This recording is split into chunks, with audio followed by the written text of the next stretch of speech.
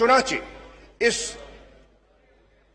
जज्बे को सामने रखते हुए हुकूमत ने ऑपोजिशन की आरा को अहमियत देते हुए और जो हुकूमती बेंचेस के साहिबान हैं उनकी राय को मुकद्दम समझते हुए फैसला किया कि हम एक इजलास मुनक्किद करें, एक यकनुकाती एजेंडे का इजलास मुनक्किद करें जिसमें सारे मेंबरान अपनी इनपुट आपकी खिदमत में, ऐवान की खिदमत में पेश करें और वो इनपुट जो है वो नेशनल स्ट्रैटेजी जो मुरत्तब की गई है उसमें उसको परो दिया जाए ताकि हम खूब से खूबतर की तलाश में आगे बढ़ सके।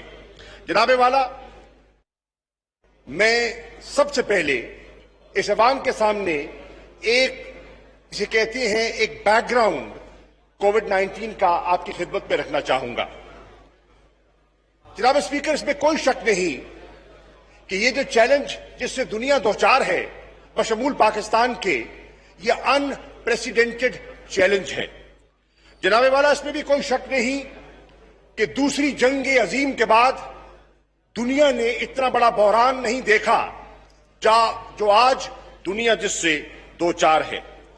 अभी तक मुख्तलिफ तदाबीर अपनाई जा रही हैं, लेकिन जितने माहिरीन हैं वो इस बात पर मुत्तफिक हैं कि इसका असली हल और इससे नजात तब मिलेगी जब हम इसका कोई क्योर तलाश कर लेंगे, और उसका क्योर जो है एक वैक्सीन की शक्ल में जब तक हमारे सामने नहीं आ जाता तो हम मुख्तलिफ एक्सपेरिमेंट्स के जरिए इसके स्प्रेड को कंटेन करने की कोशिश हम भी कर रहे हैं और पूरी दुनिया कर रही है। ख्याल है कि वैक्सीन के आने में गालिबन 18 माह से 2 साल का पीरियड शायद लग जाए। अगर ये इतना अरसा दरकार है तो इस दुनिया ने और दुनिया के माशी पहिए ने भी चलना है, तो इसलिए हमें मिल बैठकर तदाबीर सोचनी होंगी, हमें मिल बैठकर हिकमत अमली अपनानी होगी जिससे कि हमारे रोजमर्रा के मामूल के काम जो हैं वो आगे बढ़ सके। जनाबे वाला, इस वक्त कैफियत ये है कि मैं अर्ज कर चुका कि 200 कम से कम 9 मुल्क इस वबा में मुब्तला हो चुके हैं। इस वक्त कैफियत ये है कि तकरीबन 40 लाख से ज्यादा लोग इस मर्ज से मुब्तला हो चुके हैं, इस मर्ज में मुब्तला हो चुके हैं। और इस वक्त कैफियत यह है कि इस मर्ज ने 2,80,700 अमवात इसकी नजर हो चुकी हैं और लुक्मा अजल हो चुके हैं। जनाबे वाला, इस वक्त कोई, जब ये ग्लोबल पेंडेमिक सामने आया तो पाकिस्तान को एक तरफ रख दीजिए, कोई दुनिया की हुकूमत ऐसी नहीं थी जो मुकम्मल तौर पर इससे नबर्द आजमा होने के लिए तैयार दिखाई देती हो। और ये आपके सामने मिसालें हैं। हमसे ज्यादा मुअस्सर माली तौर पर जो मुस्तहकम मईशतें हैं, हमसे ज्यादा जिन मुमालिक के गवर्नेंस स्ट्रक्चर्स मुस्तहकम हैं, उनकी मेरी तमाम मौजूद अरकान से गुजारिश है कि एक एक निशिस्त का फासला रखें, और ये जो ख्वातीन पीछे बात कर रही हैं, अगर जरूरी बात है तो बाहर जाके आप बात करें, या एक एक निशिस्त का फासला रखें और गौर से इस बहस को सुने। आप मास्क भी पहने, और जिसने अगर मजलिस करनी है तो ईवान से बाहर चला जाए और वहां पे मजलिस करे।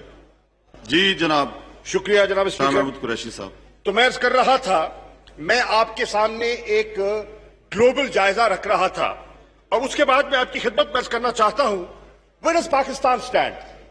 और पाकिस्तान को प्लेस करने से पहले आपका एक तकाबली जायजा आपकी नजर होना चाहिए।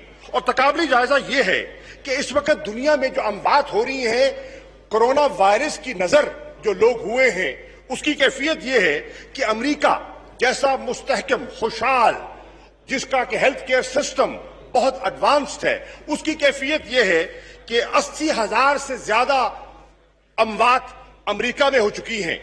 इस वक्त कैफियत यह है कि बरतानिया में 31,000 से ज्यादा अमवात हो चुकी हैं। इस वक्त कैफियत यह है कि इटली जैसे मुल्क में 30,000 से ज्यादा अमवात हो चुकी हैं और फ्रांस जैसे मुल्क में 26,000 سے زیادہ اموات ہو چکی ہیں۔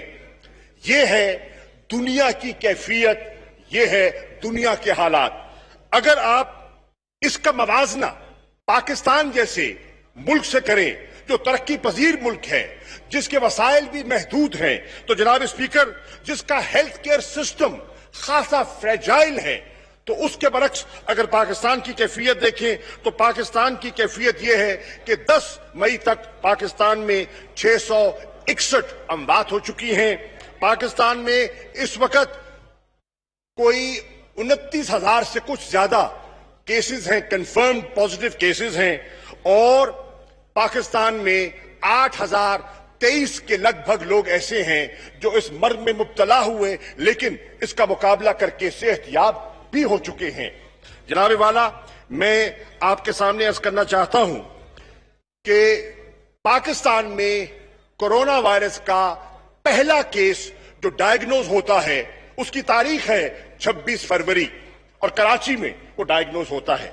اب اس کے بعد ہمیں دیکھنا یہ ہے کہ جب یہ وبا ہمارے ملک کو سٹرائک کرتی ہے تو پاکستان کی اس وقت کیفیت کیا تھی، پاکستان کی اس مرض سے نبرد آزما ہونے کے لیے ہماری تیاری کیا تھی۔ جناب والا، ہماری تیاری کی کیفیت یہ تھی 26 فروری کو کہ ہماری جو ٹیسٹنگ کیپیسٹی ہے ایک دن کی، وہ 100 ٹیسٹ پر ڈے کی کیپیسٹی تھی، اور الحمدللہ آج مجھے یہ کہتے ہوئے اطمینان ہو رہا ہے کہ ہم نے اس عرصہ میں اس ٹیسٹنگ کیپیسٹی کو بتدریج بڑھا کر آج ہماری جو ٹیسٹنگ کیپیسٹی ہے وہ اوور 20,000 ٹیسٹ پر ڈے کی پہنچ چکی ہے۔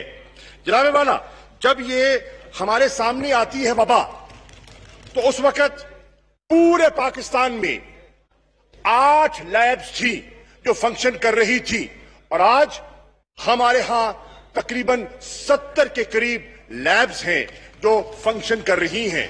یہ بتدریج اضافہ آپ کے سامنے ہے۔ جناب والا، کل اس وقت تک پاکستان میں 2,83,517 کیسز ہیں جو ٹیسٹ ہو چکے ہیں۔ میں اعتراف کروں گا، برملا اعتراف کروں گا کہ یہ فگر ناکافی ہے، بجا طور پر ناکافی ہے۔ اگر آپ پاکستان کی آبادی کا حجم دیکھیں تو اس سے موازنہ کریں تو دس از انسفیشینٹ، انایڈیکویٹ۔ ہم کوشش کر رہے ہیں کہ اس میں بتدریج اضافہ ہوتا چلا جائے۔ جناب والا، اب انشاءاللہ جیسے جیسے ہماری کیپیسٹی میں اضافہ ہوگا تو آپ دیکھیں گے ہمارے جو صورتحال ہے وہ ویسے ویسے عیاں ہوتی چلی جائے گی۔ لیکن اس وقت بھی اگر پاکستان کا موازنہ کیا جائے ساؤتھ ایشیا کے دیگر ممالک سے، تو آج بھی جو آج ہماری کیفیت ہے تو اس کیفیت کو سامنے رکھیں تو پاکستان کی جو ٹیسٹنگ ایبلٹی ہے، ٹیسٹنگ کیپیسٹی ہے، وہ ساؤتھ ایشیا میں سب سے زیادہ ہے۔ As I stand and speak to you, we are ahead of other South Asian countries. جناب والا، اب میں آپ کے سامنے 2 امپورٹنٹ حقائق جو ہیں وہ رجسٹر کرانا چاہتا ہوں، کیونکہ آپ نے ڈیبیٹ کا آغاز کرنا ہے اور ہم نے آپ کی ان پٹ سے مستفید ہونا ہے۔ جناب والا، پہلی بات تو یہ ہے، جب ہم ڈیبیٹ کرتے ہیں تو ہمیں ذہن نشین کرنا ہوگا کہ جو ہیلتھ کا سیکٹر ہے یہ بنیادی طور پر 2010 میں ڈیوالو ہو چکا ہے، اور اس کا بنیادی ذمہ داری صوبائی حکومتوں کو منتقل ہو چکی ہے 18ویں ترمیم کے بعد۔ جناب والا، اگر ہم اس بحث کا جب آغاز کرتے ہیں تو ہمیں ذہن نشین کرنا ہوگا کہ اس عرصے میں ہمارے 2 اہم سیاسی جماعتوں کے قائدین تشریف فرما ہیں۔ ان ترامیم کے بعد صوبہ سندھ میں مسلسل 12 سال سے حکومت جو ہے وہ پاکستان پیپلز پارٹی کی ہے، اور پنجاب میں 10 سال پاکستان مسلم لیگ نون کو یہ شرف حاصل رہا کہ وہ حکمرانی کرتے رہے۔ یہ میں عرض کر رہا ہوں، جب سے یہ ترمیم ہوئی اور جب سے یہ ذمہ داریاں سونپی گئیں صوبوں کو، تو جو صوبوں کی ہمارے ملک کی دو بڑی جماعتیں ہیں، سندھ میں پیپلز پارٹی اور پنجاب میں مسلم لیگ نون، یہ ذمہ داریاں سنبھال رہے تھے۔ اب جناب والا میں یہ بھی عرض کرتا چلوں کہ جب ہم بات کرتے ہیں کہ ہمارے ہاں انفیکشنز کی صورتحال کیا ہے اور ہمارے ہاں جو ڈیتھ ریشو ہے، ہم جب بات کرتے ہیں تو ہمیں ایک تقابلی جائزے کے سامنے بات کرنی ہوگی۔ ہم ہوا میں بات نہیں کر سکتے، ہمیں کوئی ڈیٹا کو سامنے رکھنا ہوگا اور ڈیٹا کی بنیاد پر ہم اپنی بحث کو آگے بڑھا سکتے ہیں۔ جناب والا، as I speak to you, data جو میرے سامنے ہے وہ جو کہتا ہے کہ پاکستان میں جو انفیکشن اور ڈیتھ ریشو ہے وہ ہے 2.17%، اور اگر آپ گلوبل ایوریج دیکھیں تو اس کا جو ریشو بنتی ہے وہ بنتی ہے 6.8%۔ گو پاکستان میں ابھی ہم نے پیک کرنا ہے، ابھی چیلنج ہمارے سامنے آنا ہے، لیکن اس وقت کی کیفیت یہ ہے اور ہم یہ کہہ سکتے ہیں کہ اللہ کا لاکھ کرم ہے کہ اس وقت تک بھی اس کی رحمت ہم پر ہے، اور ہم ہمارا جو خیال تھا، جو پہلے ایک ٹریجیکٹریز بنائی جا رہی تھی، اور اس کو اگر ہم ذہن نشین کرتے تو ہمارا اب تک کے ہیلتھ سسٹم جو ہے وہ کلیپس ہو چکا ہوتا۔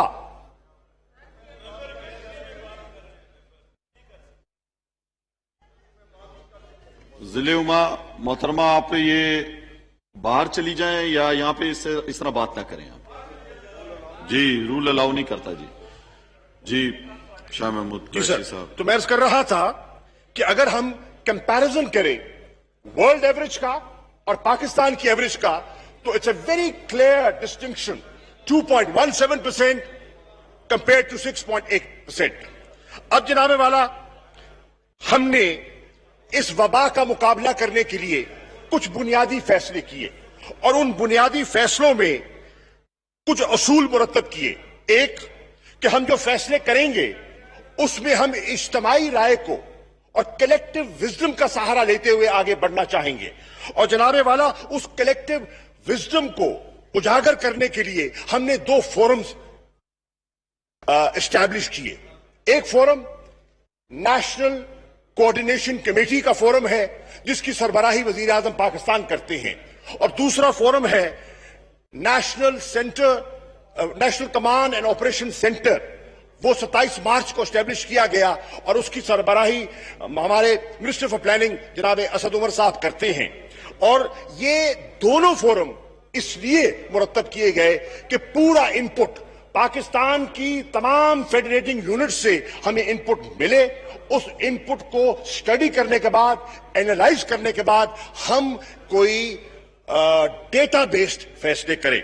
جناب والا، میں یہ بھی کہتا چلوں، کئی دفعہ یہ میں نے بحث میں دیکھا، اخبارات کی یہ نظر ہوا کہ شاید پاکستان رسپونڈ کرنے میں سوفٹ نہیں تھا۔ جناب والا، بصد احترام میں اس رائے سے متفق نہیں ہوں۔ میں سمجھتا ہوں کہ پاکستان نے دیگر ممالک کی نسبت بڑا سوفٹ اور امیڈیٹ رسپانس کیا۔ کس طرح؟ میں عرض کرنا چاہوں، جناب والا، جب یہ وبا سامنے آتی ہے تو پاکستان کی حکومت فی الفور فیصلہ کرتی ہے، نیشنل سیکورٹی کمیٹی کا اجلاس بلاتی ہے، ایک اسپیشل اجلاس بلایا جاتا ہے، اور اس اجلاس میں نہ صرف نیشنل سیکورٹی کمیٹی کے ممبران بلکہ اسپیشل انویٹیشن ایکسٹینڈ کیے جاتے ہیں۔ وزیر اعلیٰ سندھ کو بلایا جاتا ہے، وزیر اعلیٰ پنجاب، وزیر اعلیٰ بلوچستان، وزیر اعلیٰ خیبر پختونخوا، وزیر اعلیٰ گلگت بلتستان اور آزاد کشمیر کے وزیر اعظم کو اسپیشلی بلایا جاتا ہے کہ ان کے خیالات سے مستفید ہو کر ہم آگے بڑھیں۔ نیشنل سیکورٹی کمیٹی بہت سی بحثوں کو سمیٹتے ہوئے ایک فیصلہ کرتی ہے کہ ہمیں اس سے دوچار ہونے کے لیے این سی سی کی ضرورت ہے، تو این سی سی معرض وجود میں آ جاتی ہے، اور این سی سی کا اجلاس جب ہوتا ہے تو این سی سی کا اجلاس اس نتیجے پہ پہنچتا ہے کہ اس کے لیے ہمیں ایک امپلیمنٹیشن عام چاہیے۔ جو فیصلے این سی سی کرتی ہے ان کو عملی جامہ پہنانے کے لیے ہمیں ایک امپلیمنٹیشن کے لیے ہمیں ایک پورا ایک میکنزم چاہیے، تو اس میکنزم کی خاطر این سی او سی مرتب کی جاتی ہے، اور اس این سی او سی میں سب صوبوں کو फेडरेटिंग यूनिट्स को बशमूल गिलगित बल्तिस्तान और आजाद कश्मीर उनको नुमाइंदगी दी जाती है और उनके जो चीफ सेक्रेटरीज हैं वो उस फोरम के मेंबर्स हैं।